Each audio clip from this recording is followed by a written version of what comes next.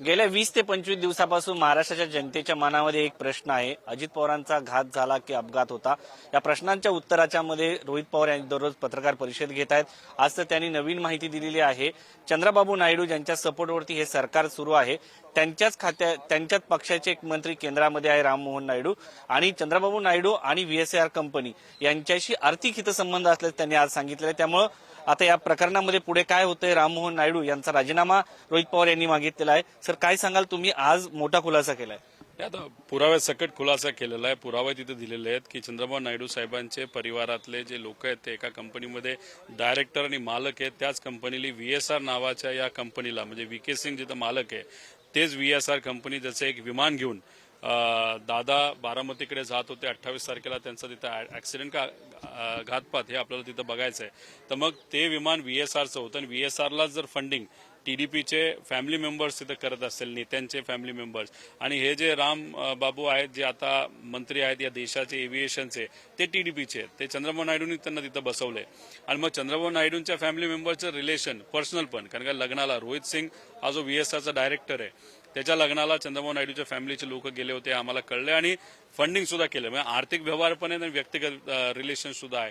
अशात मग आमच्या दादांना न्याय कसं मिळणार, महाराष्ट्राला न्याय कसं मिळणार, हे त्यांची मैत्री, त्यांचे मित्र, त्यांचा पैसा मॅनेज करता करता व्हीएसआरला सपोर्ट केला तर दादांना तिथे न्याय मिळणार नाही, इन्व्हेस्टिगेशन नीट होणार नाही। दुसरं, काही महाराष्ट्राचे मोठे सत्तेतले नेते, गुजरातचे छोटे नेते, सत्तेतले एमपीचे नेते आणि आंध्राचे टीडीपी असे काही लोक आणि त्यांचे मित्र जे व्यवसायामध्ये, अशा लोकांनी खूप मोठ्या प्रमाणात पैसा हा व्हीएसआरला तिथं दिलेला आहे। त्यांचं काय काही लोकांच्या नावावर, अप्रत्यक्षपणे नावावर विमानं आहेत जे व्हीएसआर त्या ठिकाणी चालवतात, आणि ह्या सगळ्या गोष्टी बघितल्यानं खूप जास्त ताकदवान लोक या व्हीएसआरच्या पाठीमागे उभे आहेत। त्यामुळे मग आता अजितदादांना न्याय द्यायचा असेल तर दादांचं रिलेशनशिप, नातं राजकीय मोदी साहेबांवर चांगलं होतं, अमित शहा साहेबांवर चांगलं होतं। त्यांना मी विनंती करतो, या देशातले सगळ्यात पॉवरफुल नेते तुम्ही दोघं आहात, तर तुम्ही याच्यामध्ये थोडंसं लक्ष द्यावं। राजकारण बघायचं का मित्रत्व बघायचं हे त्यांनी तिथे निर्णय घेणार। आणि लीडर ऑफ ऑपोजिशन महाराष्ट्राला तर नाहीये, तर देशाचं लीडर ऑफ ऑपोजिशन कोण आहे तर राहुल गांधीजी, त्यांनी सुद्धा ते स्वतः आणि इतर पार्टीच्या मदतीने दादांचं या अपघाताचं इन्व्हेस्टिगेशन प्रॉपरली आणि चांगलं व्हावं यासाठी त्यांनी सुद्धा प्रयत्न करावे। एक मुद्दा आहे, तर रोहित सिंग ज्या पद्धतीने पळून गेले असं तुम्ही म्हणतायत की तो फिरायला गेला असेल किंवा कामानिमित्त गेला असेल, पण त्याला पाठवलं गेलं असं तुमचा आरोप आहे का? आता मग इथं एवढी मोठी घटना घडली आणि जे डायरेक्टर इन्व्हॉल्ड आहेत त्यांना तुम्ही भारताच्या बाहेर सहजपणे त्या ठिकाणी पाठवता। मायामी खूप सुंदर आणि महागडा युएसचा एक भाग आहे, समुद्र सुंदर आहे, एकदम स्वच्छ पाणी आहे, तिथं त्याची कंपनी आहे, दुबईमध्ये त्याची कंपनी आहे, भारतात त्याची कंपनी आहे। मग अशा पद्धतीने हे डायरेक्टर जर बाहेर जायला लागले तर विमानं विकायला लागलेत। काल एक विमान त्यांचं आता विकायला आलेलं आहे। म्हणजे तुम्ही असा वेळ देणार का? हे सगळे विकून मोकळे झाले पाहिजे, गेले पाहिजे, भारतात आलेच नाही पाहिजे, आणि मग बाकीचे जसे बाहेर राहतात तसे हे राहणार, पण आमच्या मग अजितदादांना नाही कसं मिळणार, हाही प्रश्न निर्माण होतो। एक मुद्दा आहे, राममोहन नायडू यांचा राजीनामा जरी झाला तरी चंद्रबाबू नायडू यांचे पैसे ज्या कंपनीत अडकलेले आहेत त्या कंपनीवर कारवाई होईल का? आता ते धाडस हे भाजपच्या देशातल्या प्रमुख नेत्यांनी दाखवावं की तुम्ही मैत्री निभवणार का राजकारण करणार, हे त्यांनी दाखवण्याची जरूरत आहे। आम्ही तर त्या लेवलला नाहीये, आम्हाला जेवढं जमतं तेवढं त्या ठिकाणी करतो। एक मुद्दा हा आहे की चंद्रबाबू नायडूंनी समजा यांच्याशी वाद झाला, ही सरकार कोसळायची वेळ आली, तर तुम्ही या सगळ्या संदर्भामध्ये भाजपला मदत करणार का? बघा, मी तर फार छोटा आहे आणि उद्या जाऊन समजा जर लागलं तर शेवटी साहेबांचं आणि ह्या सगळ्या गोष्टी आहेत, त्यामुळे कुठंतरी इन्व्हेस्टिगेशन प्रॉपरली होण्यासाठी जर काही अडचणी आल्या आणि त्याला वेगळ्या पद्धतीने सपोर्ट करून आमच्या अजितदादा महाराष्ट्राला जर न्याय मिळत असेल तर त्याचाही त्यावेळेस तिथं आपण कुठेतरी विचार करू शकतो, पण तो नंतरचे विषय आहेत। आता विषय एवढाच आहे की राजीनामा घेतलाच पाहिजे।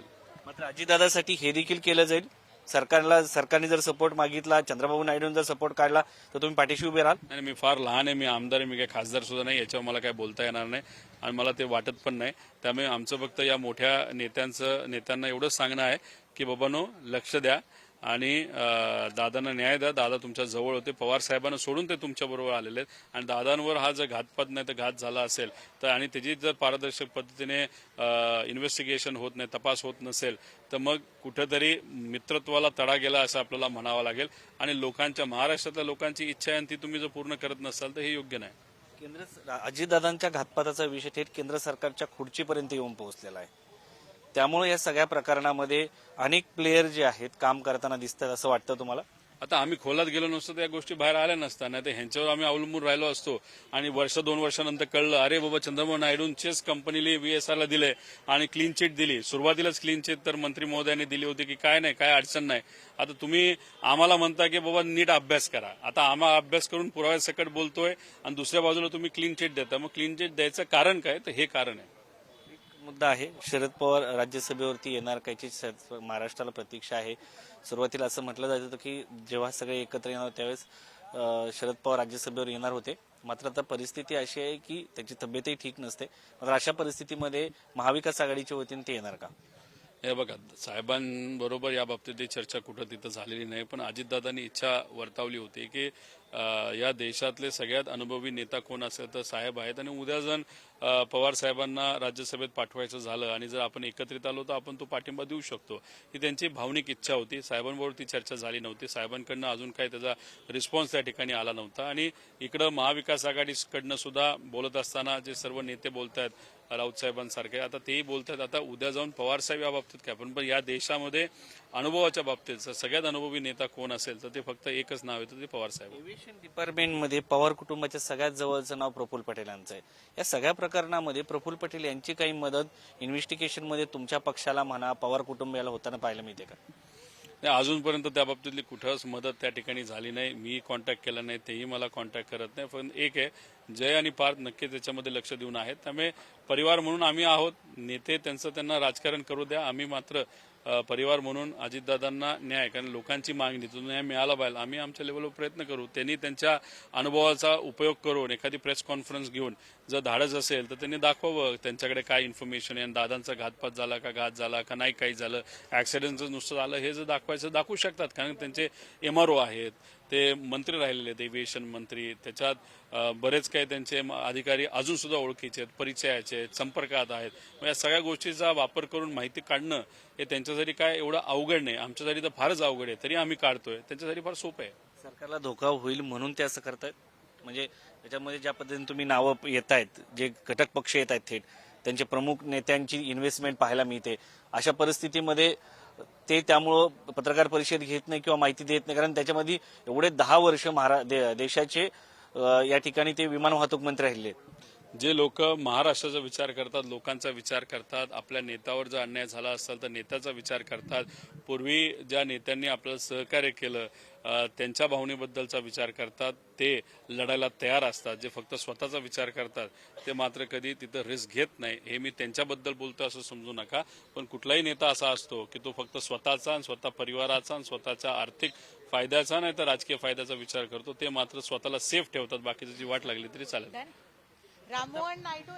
आपण पाहिलेलं आहे की आतापर्यंत ज्या पद्धतीने रोहित पवार यांनी आरोप केलेले आहेत, मात्र यामध्ये सगळ्यात महत्वाचा मुद्दा आहे चंद्राबाबू नायडू ज्यांनी केंद्र सरकारला सपोर्ट केलेला आहे, ते जर भविष्यात गेले तर या संदर्भात विचार करू अजितदादांना न्याय मिळवण्यासाठी, असं वक्तव्य रोहित पवार यांनी केलेलं आहे.